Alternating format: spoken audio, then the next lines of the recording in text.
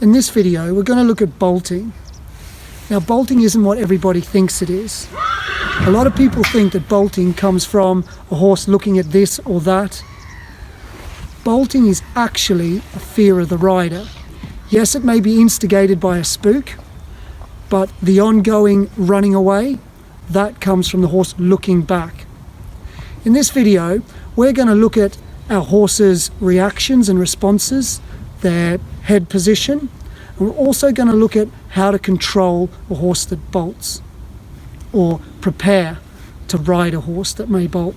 Now, this horse here has been with me for a little while, but he definitely has that tendency, and this will give you an idea, if you ever get on a horse like this, to be very aware that a bolting situation could ensue. Let's have a look. So here we are, we're going to jump on, but a lot of people, when you're getting on a horse that you think might be anxious, and he looks pretty good now, you sneak. Don't sneak onto your horse. If you sneak, they're going to hold for a little while, and suddenly you're going to be on, and they're going to erupt. So make sure you can touch them. You can see him shuddering a little bit. I'm constantly watching his ears, thinking about his movement. He's trying to back out, get me in front, because he'd prefer me there. He'd be more comfortable if he could get away from me and look at me. Watch his ears and his head position. They're really important things. And when you're getting on any horse, there is a way to do it. Go back into the program and have a look at that. Make sure the inside rein is a little tighter. Okay, so we're going to hop on. There you can see that little bit of tension come through his body. He's poised, waiting. Now at this point, if I surprise him too much, then that tension could build to the point where he goes, and then I could be in trouble.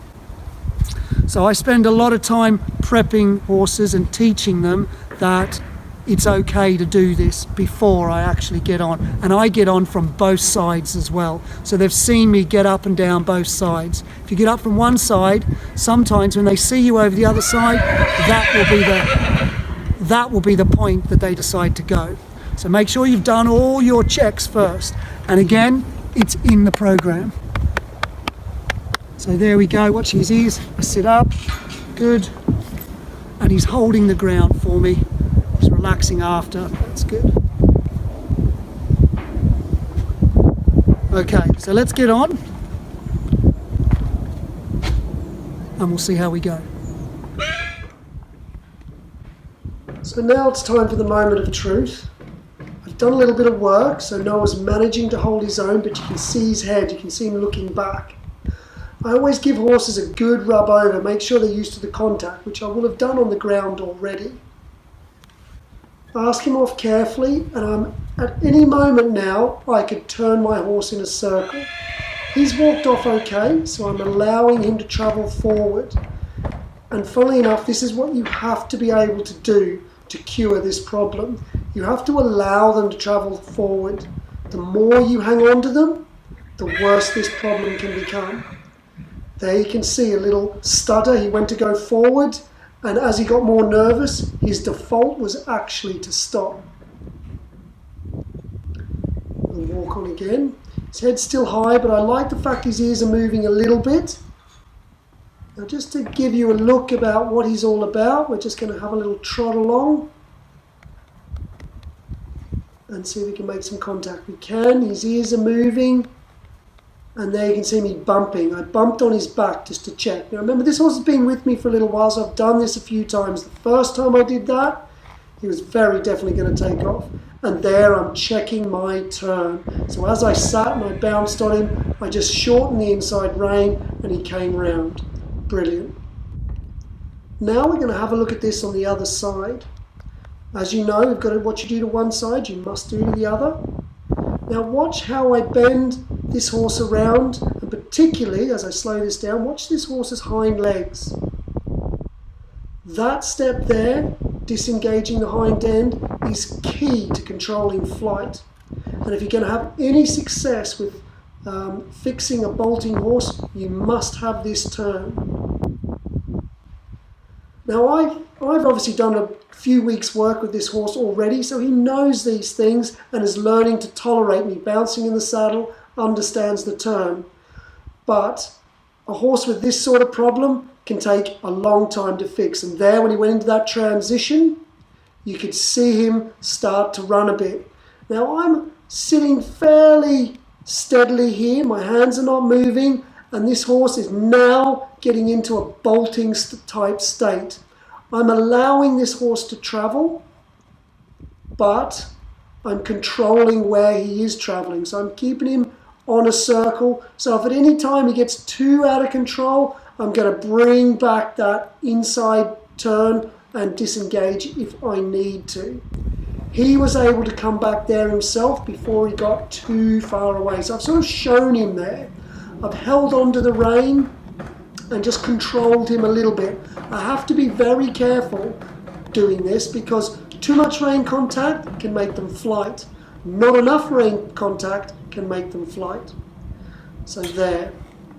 We've just given him a little bit of a feel, and I've got to teach a horse where to go when they get worried, to come back to me, to stop, and that when I control or use the rein, that is a cue to do that. There you can see I'm doing more desensitizing with my leg. I'm running my leg up the side of his rib cage. Now I'm doing that just to check that I can touch him. One of the things that you need to be able to do with bolting horses is make sure you can touch them with your leg, with your hand, and they don't get worried by that. Because that's when they get into a flight state, you shift on them and they bolt. So it's really important you spend a lot of time moving. Like I said when we first got on this horse, you don't want to be sneaky. Here we go again. This is going to be an example of what happens when you don't use your rein to control or give your horse that security. So I'm sort of letting him travel again now, and you need to be able to do this at some point in a bolting horse's training. Now this horse is bolting right now, and I am not panicking. You can see by the horse's ears and the head position that he's up and the speed of his legs, and I'm just letting this horse travel around the circle. I know I've got enough control to do this and just keep him on the circle. Now if I get too nervous and I pull too much, particularly in a straight line, this could make the horse throw the head up, panic even more, and we could end up through a fence, which I think has happened before with this horse. Now I'm now trying to get this horse to realise by himself that running is actually quite hard work, and if they slow down, it is all right. Again, I've shown this horse that actually it is okay to come back by using lots of disengaging. So trotting off, disengage, stop. And this is the next step to that level. And this horse just found that spot. But I didn't have to do anything. He found it himself. And that's what we need these bolting horses to understand, that they, in their own mind, can find a safe spot back with you, slowing down, not trying to run away. And because this is so important, we're going to look at some other examples. So we've done a little bit of work now, but I really can't stress enough how important these one rein turns are. And I'm practicing this off a little bit of speed.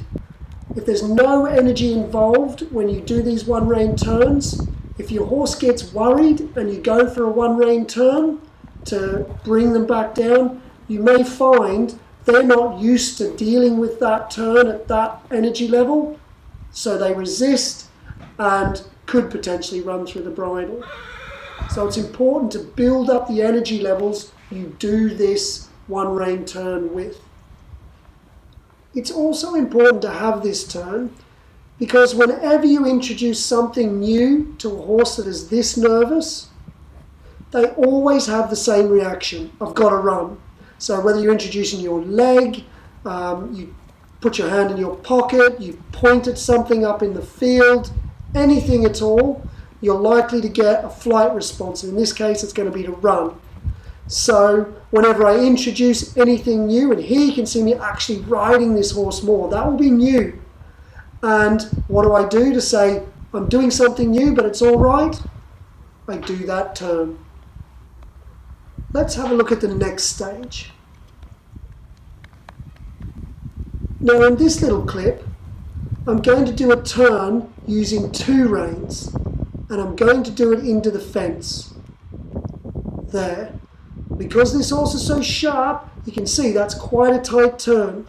It takes practice to be able to turn a horse like this, but the reason I think it's so important in a bolting horse's training is that they understand if they're in a tight spot and I pull on both reins, they can turn and come out of it, and we can get back in control. Some horses, if you do this turn, it can wind them up and they get more worried. So this I need to make sure is good for somebody else to ride this horse and have success.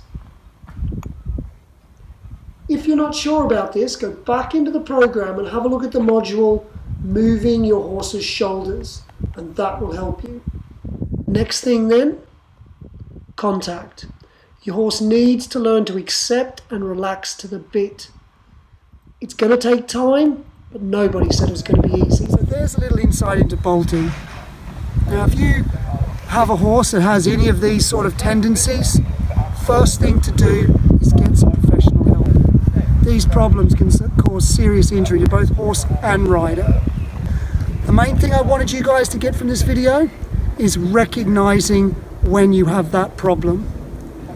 Having a few ideas on what to do about it should you find yourself in that situation, and using those bits of knowledge, keeping yourself safe. In time, I'm hoping this horse here is going to overcome this bolting problem, but it is going to take some time, because what we have to do is build up his confidence. He is worried about me and about riders generally, so I have to try and convince him that it's going to be all right, and that time is the only thing that can do that. Good luck.